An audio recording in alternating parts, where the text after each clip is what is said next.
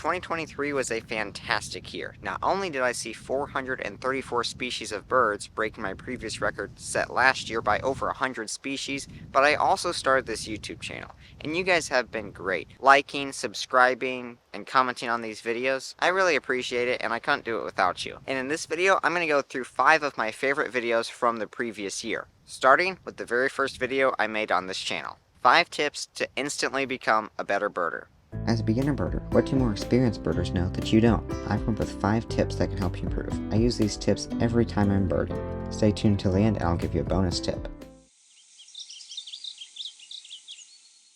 One is to search each bird and flock thoroughly. When you're looking at a big flock of birds, there could be a rare bird mixed right in with them, and you wouldn't even know if you never looked. Also, a common bird could look a lot like a rare bird, so just make sure that you pay attention to them and see what you can find. Tip number 2 is to sharpen your skills before you go into a feed. Knowing what kind of birds can be expected there will help you a lot, as well as also knowing the sounds of the birds that are there can also help you identify. Tip number 3 is if birds are making a ruckus, you should probably stick around, because that could mean that an owl or a other bird of prey is nearby. Birds like the northern pygmy owl often have songbirds making a lot of noise around them to warn other songbirds and to try to get them to go away. If you pay attention to these clues, you just might find that owl that you're looking for. Tip number 4 is skills first and gear second. Before you get that big fancy camera, you should probably know how to use it, and if you actually want to get into bird photography. Tip number 5 is to go birding with a local expert. When traveling to new regions, they often know where the birds are and what they sound like. And I told you I'd give you a bonus tip. The bonus tip is to go where other birders are congregating. There's probably birds there. The next one is 5 must-have apps and websites for birders. From eBird to Merlin Bird ID to Birdcast and All About Birds, I've found these to be very, very helpful when it comes to identifying and finding birds. With all of the apps and websites out there for birding, which ones do you choose? In this video, I'm going to break down the 5 I use the most often. Stick around till the end and I have a bonus website I use every time I have a difficult ID. The first website on my list is eBird. I use eBird all the time when going to new locations, keeping track of lists, tracking down rarities, so there's a lot to unpack here. If you want to see my full video, click on the card in the top right corner of your screen. That'll take you to my full tutorial. And right now I'm just going to do a really quick overview. To submit birds, you just come to the Submit tab, choose your location, put in your date, if you were traveling, stationary, historical, put in what species you saw, then click Submit. Now let's move on to the My eBird section. The next area of eBird is the My eBird section. This keeps track of all your lists, checklist, media, and organizes it by state. Trip reports, you can put in dates that you were on a trip, and then it will give you all the eBird checklists that you submitted there, as well as a complete list of all the species that you saw. There's a lot more in here, so make sure you check out my full tutorial. Next part is the Explore section, where you can explore hotspots, track down rarities, and see what birds are expected in your area for that time of year. Then there's the Science section, where you can see eBird's famous status and trends, as well as how your sightings impact the scientific community. So there's a very brief overview of eBird. Make sure you check out my full tutorial. I'll link it in the description as well. eBird has an app which makes it even easier to submit your checklist, so I'm going to walk through that right now. eBird Mobile makes it very easy to submit a checklist, keep track of your checklist, explore new hotspots and species, and see all your sightings in one area. This area right here is the same as the My eBird section, but sometimes it's nice to have it on your tablet or phone. To submit a checklist, you just start checklist, it'll determine your location, it'll bring up all the likely species for your area, then you can just tap on here, come in here, add comments, breeding code. This makes it very easy to submit. You can also share checklists with other eBirders. I use this when I'm out in the field so I never forget a certain species, and you don't have to use a notebook, stuff like that. And it's a whole lot easier than going into ebird.org. The next website I use only during migration, when I'm looking to see how the winds are and how that could affect bird movements. If you're birding by the coast, occasionally strong winds or storms can cause birds to make an emergency landing as soon as they see land. So knowing when to predict these movements, called fallouts, this is where windy.com comes into play. Just go to windy.com and then you can see anywhere in the world where the winds are, how fast they are, and what they're predicted to be. I use this all the time when birding by the coast, especially in spring migration, so that I know when a fallout is coming and when I should go birding. The next website is birdcast.info. Just go to birdcast.info. This also goes along with windy.com as far as migration goes. They have the migration dashboard and migration forecast maps. Using radar, they can predict the intensities of birds migrating overhead up to 3 nights in advance. So you can see how many birds are expected to pass through your local area in any given night. The migration dashboard shows you how many birds have flown over a certain county or state that night and what the peak migration traffic, which is birds in flight at any given time, was. Also, using eBird sightings from previous years, they are able to have an educated guess at what birds are likely migrating. Quick note though, these numbers are just how many birds are traveling through your area per night. This does not necessarily mean you will have a great day of birding. Birdcast has lots of articles about how you can apply this to your birding, so make sure you check that out. The next app that I use for birding is Merlin Bird ID, so we're going to hop over there right now. Merlin Bird ID is fantastic for improving your bird identification skills. They also have the photo ID and sound ID. Photo ID allows you to take a picture of any bird, put in your location and date, and it creates a whole list of likely birds for that location. It's not always right, so you do have to watch it, but it can usually get you in the ballpark to help you figure out an ID. Sound ID helps you identify birds as you're walking along. Just have it listening, and then it'll give you birds that it hears. It's not always right, so you do have to listen and make sure that it's correct, but I find it really helpful. You can also start a bird ID. Just hit your location, date, size of the bird that you saw, colors, what it was doing,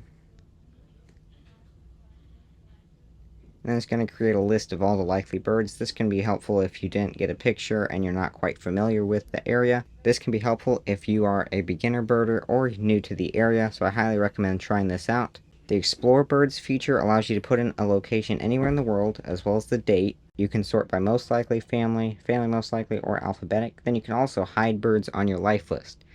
This life list is taken directly from eBird, so any sightings on your eBird life list will also be synced in here. Then you can see a complete list of all the birds that have been reported. This uses eBird sightings to do so. You can sort by different families. I find this really helpful when planning trips to decide where to go to get certain species. The next part in here is your life list. This is synced with eBird. It just gives you a complete list as well as pictures, descriptions, sounds, and range maps. This is probably my #1 tool for bird identification, so I highly recommend you download it. It's a free app available for Apple and Android devices. I highly recommend it. Make sure you check it out. Before I move on to the bonus website, if you're benefiting from this video, make sure you smash the like button, and if you have any questions about birding or any of the apps or websites that I've mentioned so far, make sure you leave those in the comments below. I'd be happy to get back to you. So the bonus website that I use is all about birds. This is everything you need to know about birds. You can compare species. They have courses, live cams. I use this whenever I'm stuck on a difficult ID. If you just search any species, they then have information about that species, where you can find them, and some cool facts about them. But what I like most is the Compare Species tab. You can click on a similar looking species. It will tell you what to look for when trying to separate these species. For example, eastern and western meadowlarks look pretty similar, but when you go down here, you can find that they are best separated by voice. Whenever I'm trying to figure out what a bird is and there's similar species, I always like to come here to figure it out. Now this next one is probably my top birding moment of 2023, and it was finding the great gray owl in Glacier National Park. Glacier National Park is my favorite national park, and it hosts a wide variety of birds, from gray-crowned rosy finches and ptarmigans up in the alpine tundra to birds of the wetlands such as Barrow's goldeneye. On the Beaver Pond Loop, me and my family were fortunate enough to catch a glimpse of a great gray owl, which is one of the rarest birds that I've seen. Welcome back to another video. Today I am birding the Beaver Pond Trail in Glacier National Park. We should go through a mix of habitats today, including forest and wetlands, which makes this trail one of the best places for birding in all of Glacier National Park. After walking down the trail for a bit, I found that the birds seemed fairly spread out. Not many were singing, which made locating them fairly difficult. After walking about a quarter mile, I came onto a patch of birds. So we just walked through like a little scrubby area, and there was several species of birds there. Picked up red-naped sapsucker and cedar waxwing, kind of in this open area here. Hasn't been a whole lot here. I can hear a red-breasted nuthatch, but other than that, we're just going to keep going. I kept on walking through the open area and eventually came to a forest. The forest was quite open with very little understory. I didn't find any birds here. However, as soon as I came out into another open area, there, perched on some sticks, was one of the rarest birds of the trip. So right behind me here is a great gray owl. Great grays are pretty hard to see in the summer because of all the foliage. The best time to see them is in winter. But we're here in August, and this one was just perched on some branches. The Canada jays were mobbing it earlier, but it looks like they've moved on. Whenever you're by large owl species like the great gray, it's important to give them their space because these species are quite sensitive to humans. The easiest way to tell them apart from the smaller and much more common barred owl is by their eye color. Barred owls have black eyes while great grays have yellow eyes. Great grays are also much larger and have a white bow tie. The great gray owl is North America's tallest owl. Although the great gray owl is one of the tallest owls in the United States, it's mostly just feathers. Both the great horned and the snowy owl weigh more than a great gray.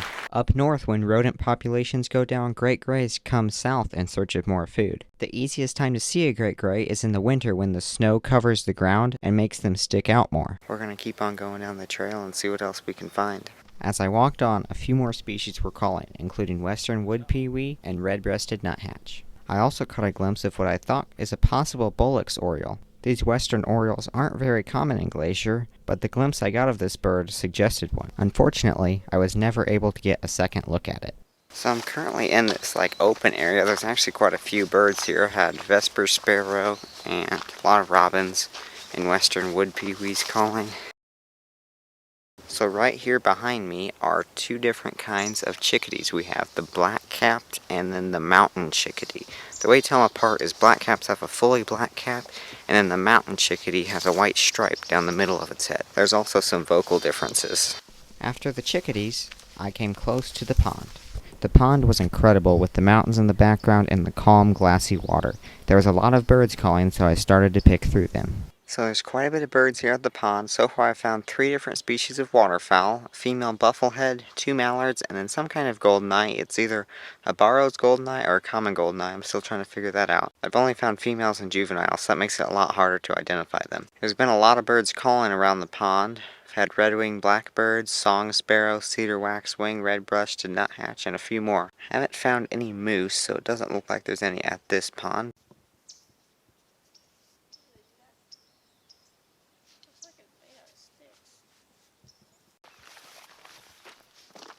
So I'm walking through this meadow here, and right now the only sparrow species here is white crown, but there's also been some pine siskins, western wood pewees, other stuff like that. Back in the forest I had a ruby-crowned kinglet.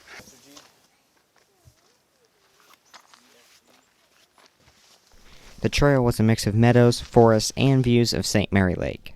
The only new species for the day was a flock of red crossbills that flew over. So for the last mile and a half there wasn't a whole lot of species. We kind of just walked through it real fast. There was mostly just cedar waxwing, western wood pewee, and then some red crossbills that flew over. Other than that, it was pretty quiet. If you're ever in the East Glacier area, make sure you come check out the Beaver Pond Trail. There's a ton of birds here, and the habitat is amazing. Saw a total of 32 species, which is pretty good for August. The great gray owl was definitely the highlight of the day. And this next one is St. Marks National Wildlife Refuge. I had a great time there. It was a lot of fun, and we got to see over 50 species of birds at this legendary location in the Florida Panhandle. St. Marks National Wildlife Refuge is considered to be one of the best birding hotspots in the Florida Panhandle. What makes these 60,000+ acres home to so many birds? The answer is a strategic location. Situated on the coast means that St. Marks is able to accommodate a lot of species. Today you get to come along with me as we explore this refuge in the end of October.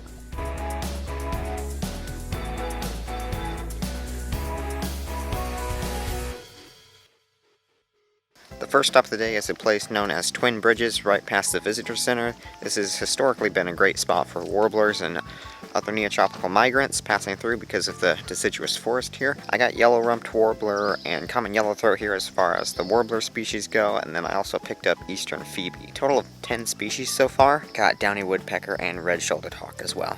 Here at Twin Bridges, I also got northern flicker, red-shouldered hawk, and a flyover flock of 200 red-winged blackbirds.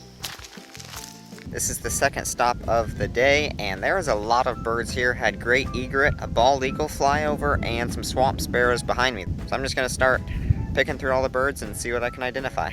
Here I found these American coots and pie-billed grebes together in the marsh. There was also a greater yellowlegs that I heard calling. While this shorebird is pretty hard to tell apart from the lesser yellowlegs, they are easily distinguishable by their call. This northern harrier flew across the marsh. There was also 5 turkey vultures on the road, and a belted kingfisher flying by. A quick stop at Mounds Pool number 1 brought in mourning dove, common gallinule, marsh wren, gray catbird, swamp sparrow, and the first boat-tailed grackles of the day. So here there's been a huge flight of yellow-rumped warblers. They've just been streaming overhead. I've counted about 60 or so right now. I also found a ruby-crowned kinglet and some more palm warblers.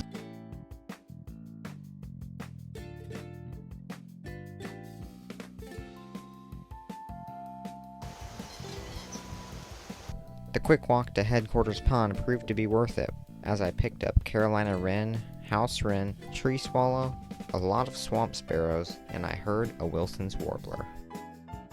So I'm here at Headquarters Pond and had a flyover northern harrier. It was a male, second harrier of the day. Also had 2 marsh wrens, which is the first marsh wrens of the day, and a couple common gallinules, some swamp sparrows, more gray catbirds, and tree swallows. So there was also here at the Headquarters Pond a bald eagle and osprey got into a pretty brief scuffle. I'll show you some pictures I got of the bald eagle. It's pretty neat.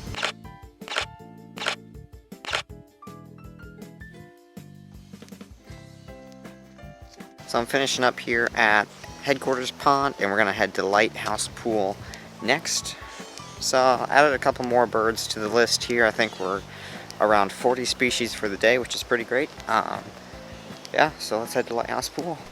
On the way to Lighthouse Pool and Flats, there was this huge flock of tree swallows. Mixed in between were 2 least sandpipers.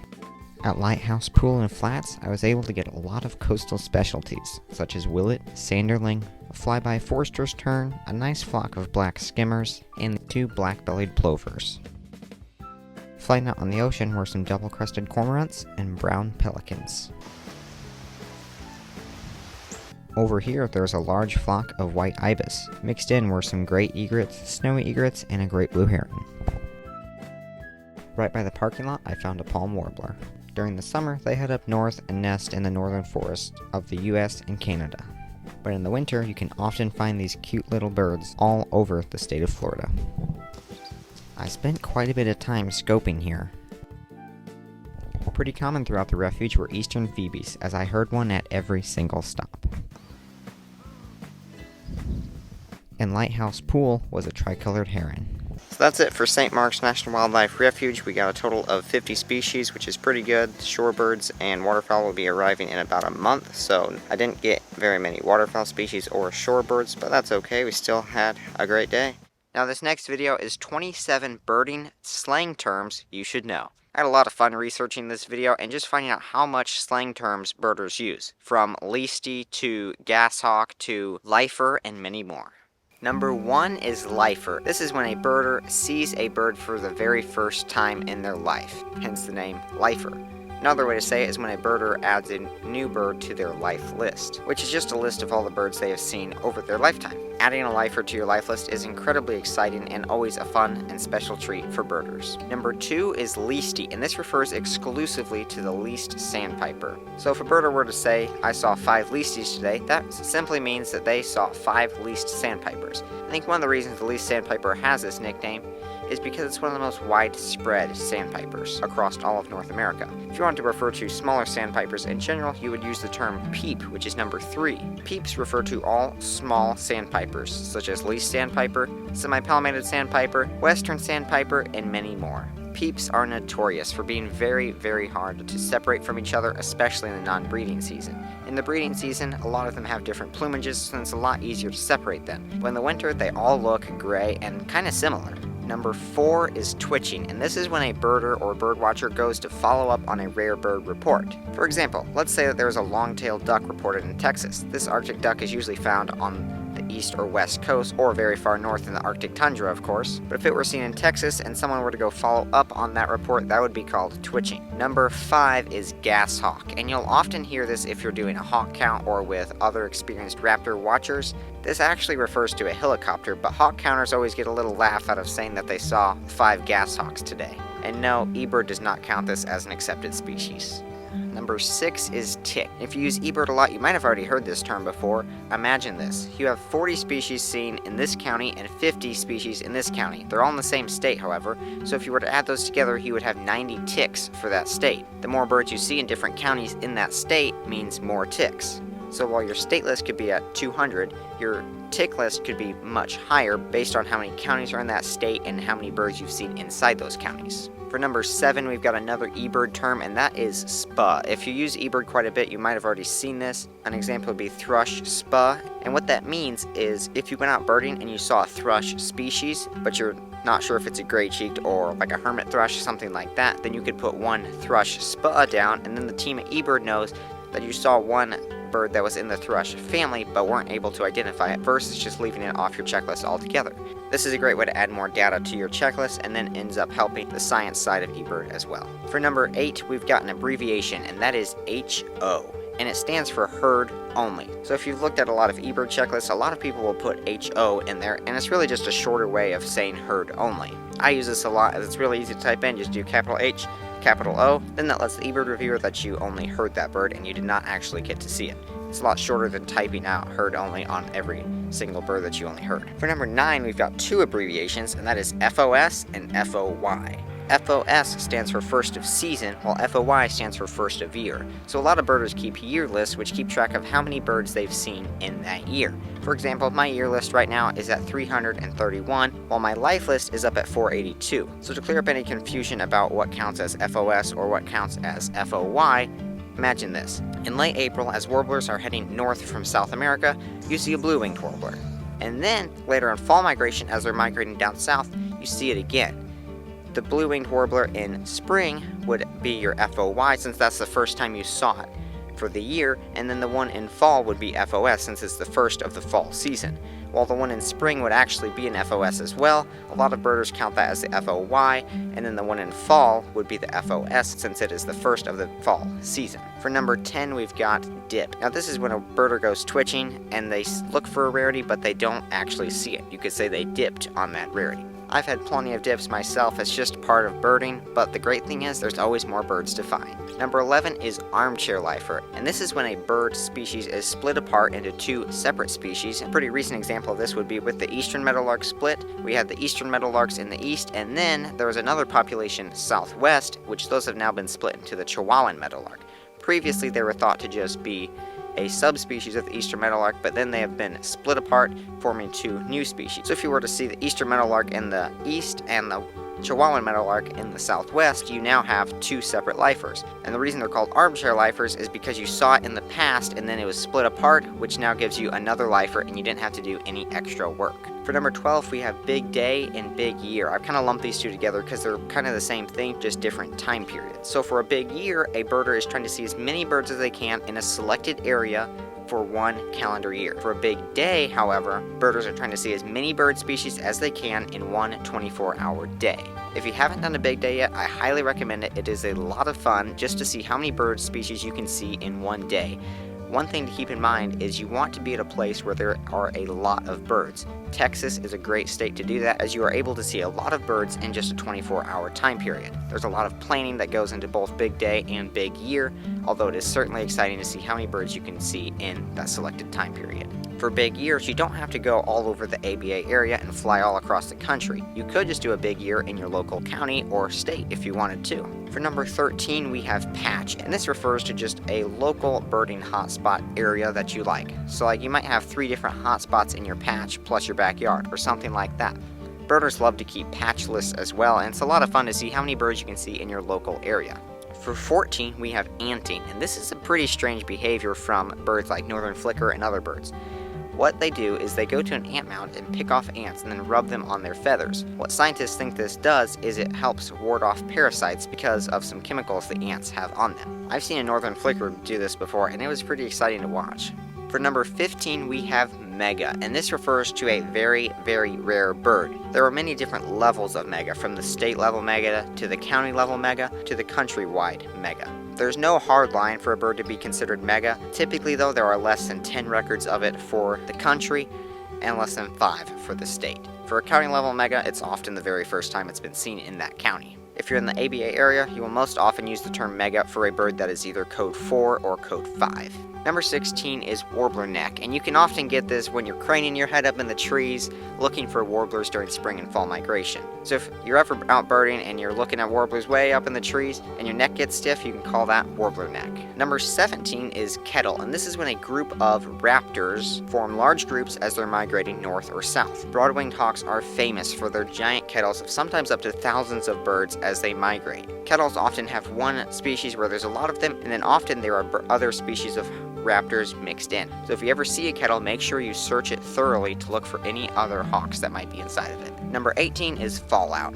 During migration, when there's large storms or other weather disturbances, the adverse conditions will cause birds to have to take cover or fall out of the sky. Fallouts can be very exciting for birders because all these birds are concentrated in a very small area. Most often this happens on the coast where birds are flying over the ocean, they hit fog, a rainstorm, or a cold front, then they have to take cover at the nearest piece of land possible. During a fallout, you can often see all kinds of different warblers, flycatchers, and vireos. It is possible to predict a fallout based on different weather patterns, but that would be a whole nother video, as there's a lot to dig into there. Number 19 is Pishing, and this is when you call in other songbirds by going psh, psh, psh, psh, psh. It's actually quite effective and can call in a lot of warblers, kinglets, wrens, and other bird species like that. There is a little debate, however, about its usage and how good it is for the birds, but right now people think it is a much better alternative to playback, which is when you use bird calls to call in the birds. Number 20 is Skulky, and this refers to a bird that likes to stay deep in the brush, rarely comes out, and you rarely ever see it.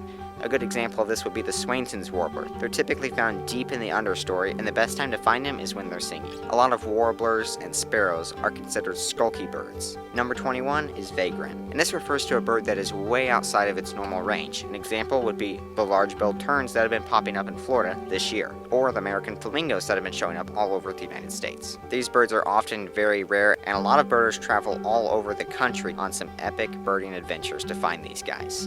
Number 22 is the Dawn and Dusk chorus. This refers to the time of morning and evening when birds are actively singing. For the dawn chorus, it is before the sun has come up, and for the dusk chorus, it's typically after the sun has gone down. This is a fantastic time to go birding, as birds are often very active and calling during this time. This is also a great time to practice birding by ear, which is listening for the birds and then trying to identify them by their call or song. Number 23 is Sea Watch, and this refers to watching the sea, quite literally, from either a beach or a jetty, looking for seabirds such as shearwaters and storm petrels, albatrosses, cormorants, pelicans, alcids, and many more. I've done sea watching a couple times, and it's a lot of fun. You need a very good spotting scope for this, and I'll link a review to my spotting scope that I absolutely love for sea watching in the video description below. Number 24 is Spark Bird. This refers to a bird that someone has seen that really got them into birding. I've never really had a spark bird that really got me into birding, but I do remember always loving the cedar waxwing and always wanting to find them. Number 25 is Tink Call and Chip Call. These are calls that a lot of songbirds make, and they're much more alike than a bird's individual song, but with a lot of practice you are able to identify birds by these calls. For example, the song sparrow has a very husky chimp call, which makes it quite easy to identify. Number 26 is Nutchat, and this one is not widely accepted yet, and that's because my sister came up with it after we had seen a very large grizzly bear. She saw a red-breasted nuthatch and must have got confused and accidentally called it a nutchat, and ever since, nutchat has now been a word in our birding vocabulary, and so if you want to, start calling nuthatches nutchats.